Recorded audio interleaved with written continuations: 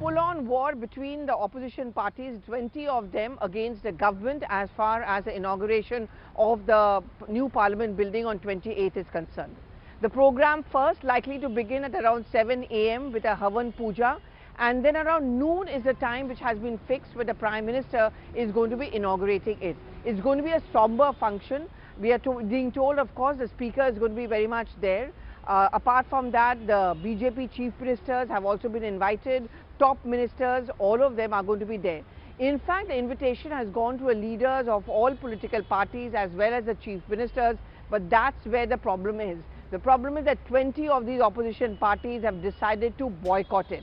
The grounds on which they have decided to do so is, one, this inauguration ceremony is a violation of the constitutional principles.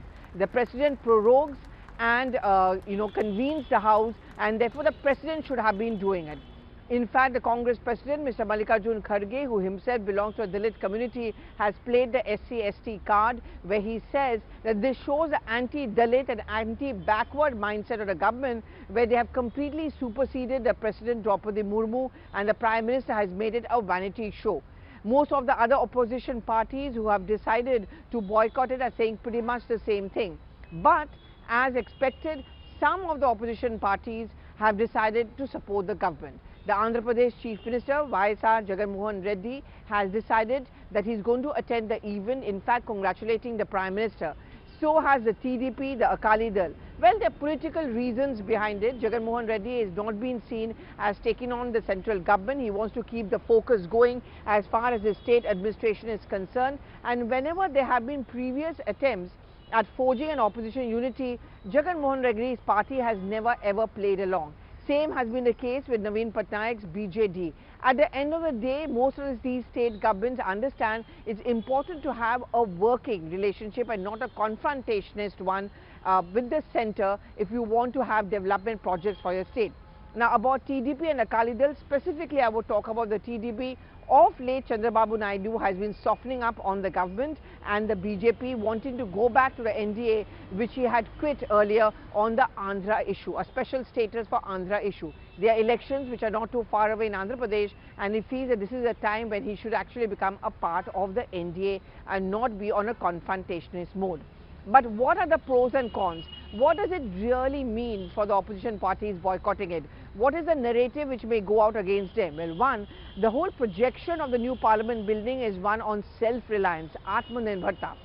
The large number of Indian Shramjeevis or workers who are involved, totally indigenous.